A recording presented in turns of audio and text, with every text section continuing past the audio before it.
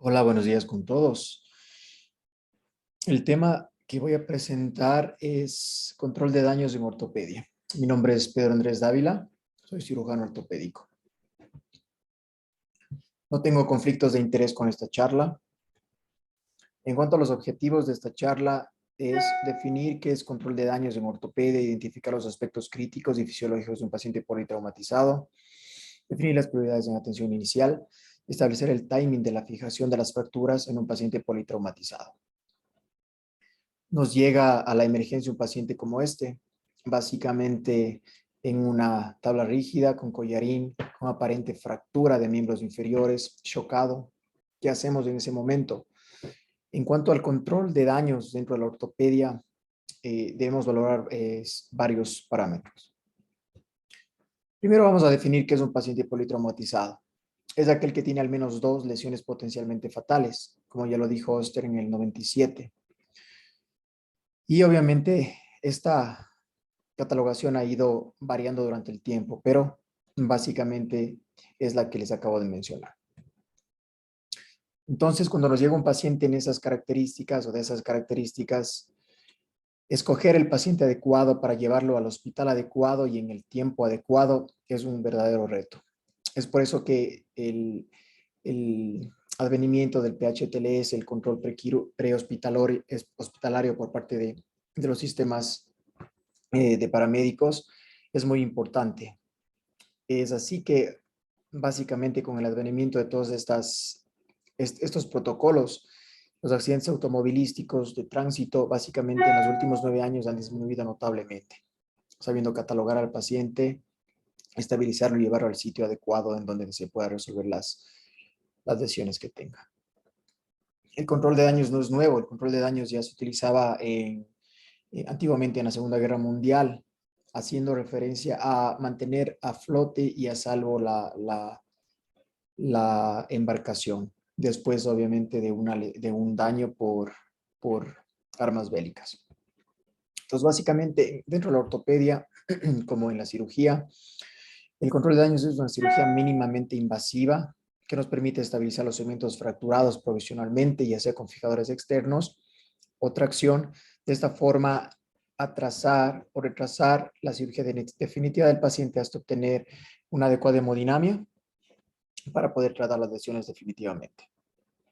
Esta tabla es la que se encontraba en la mayoría de barcos en la Segunda Guerra Mundial, en donde básicamente son los 10 mandamientos. Se asemejan mucho dentro del ámbito hospitalario. Entonces, un paciente de estas características, masculino, 24 años, un accidente de motocicleta, ya con un Glasgow de 14/15, las constantes vitales con una taquicardia de 140, hipotenso, el paciente está chocado, francamente, con una fractura segmentaria de fémur. ¿Qué hacemos en ese momento? Fijamos directamente la fractura con material de osteosíntesis en primera instancia, colocamos una tracción esquelética y esperamos, o realizamos un control de daños con tutores externos en quirófano o en el área de emergencia.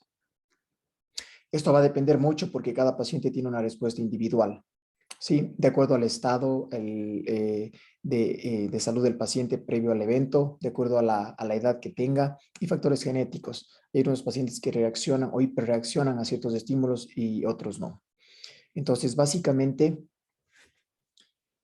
esto nos hace relación a los factores proinflamatorios que se producen después de una lesión grave y obviamente cómo va a evolucionar en el tiempo. De acuerdo al segundo impacto que se produce en el paciente, esto generalmente se lo realiza o uno lo realiza al momento de realizar un tipo de cirugía muy invasiva para tratar de controlar una lesión ortopédica. De esta forma, básicamente, el segundo impacto se lo evita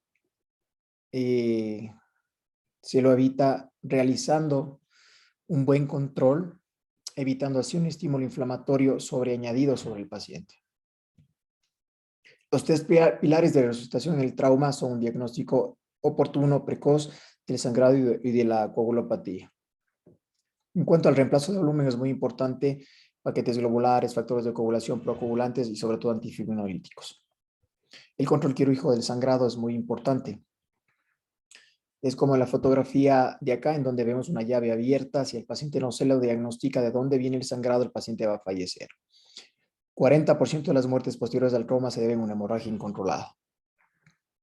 Básicamente, la coagulopatía traumática inducida o inducida por el trauma no es nueva.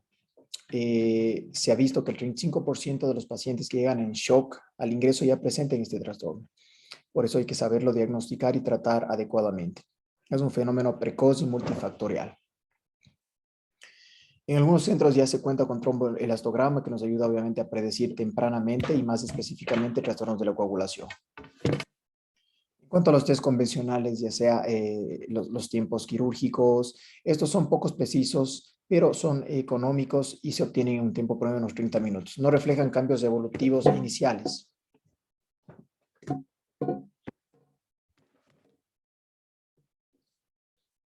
Nuevamente, tenemos un paciente de estas características con una fractura segmentaria de fémur, en donde si no estabilizamos tanto las pérdidas hemáticas como la recomposición por medio de factores de coagulación, de sangre, el paciente va a entrar en un estado de shock y probablemente fallezca.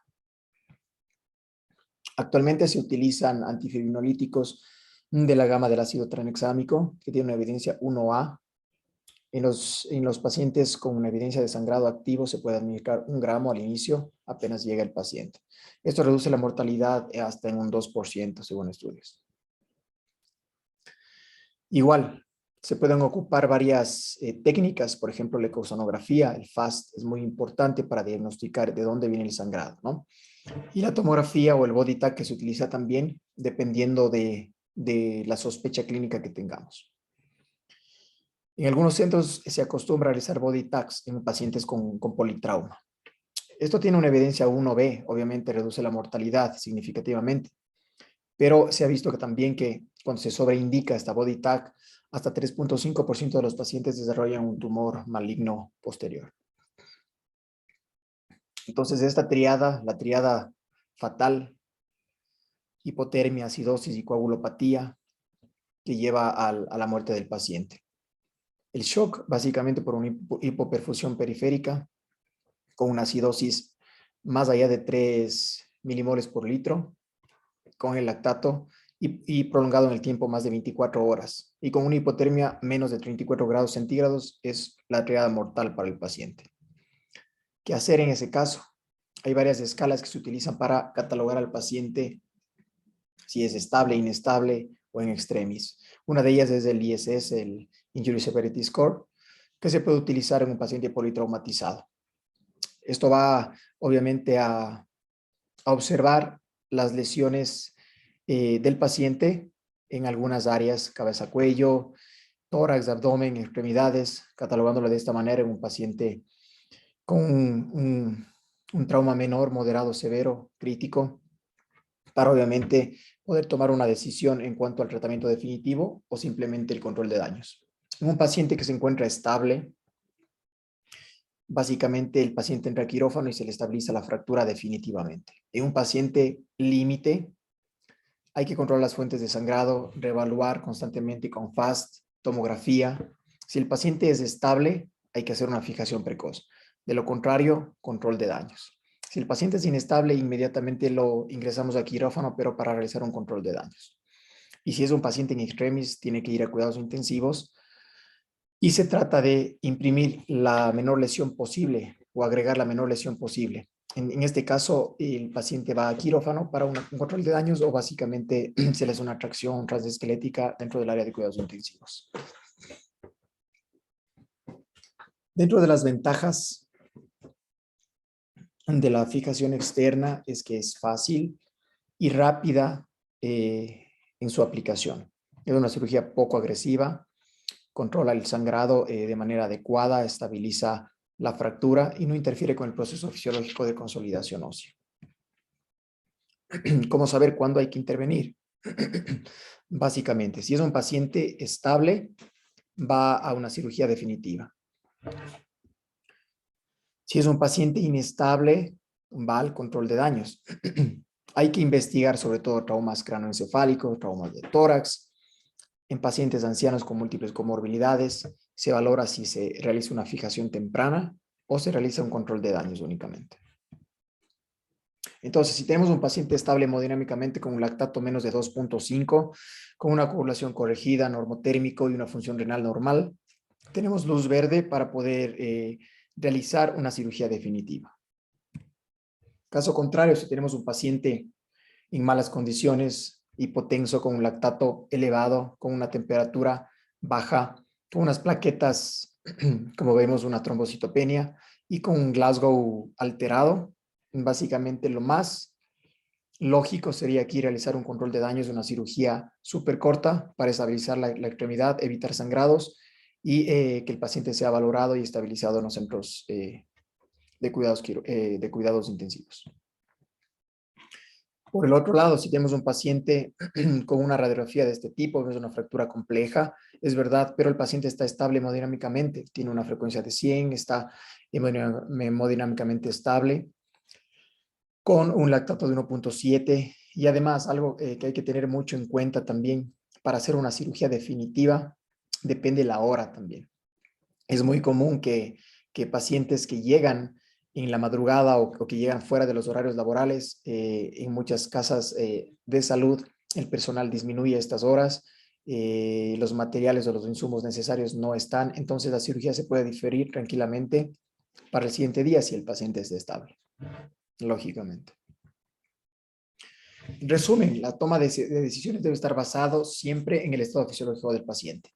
Corregir las alteraciones de la coagulación, reponer hemoderivados y detener el sangrado es un paso inicial y muy importante. La mayor parte de las fracturas de fémur pueden y deben ser fijadas dentro de las primeras 48 horas, es decir, que se debe hacer una cirugía segura únicamente cuando tengamos un paciente estable. Muchas gracias.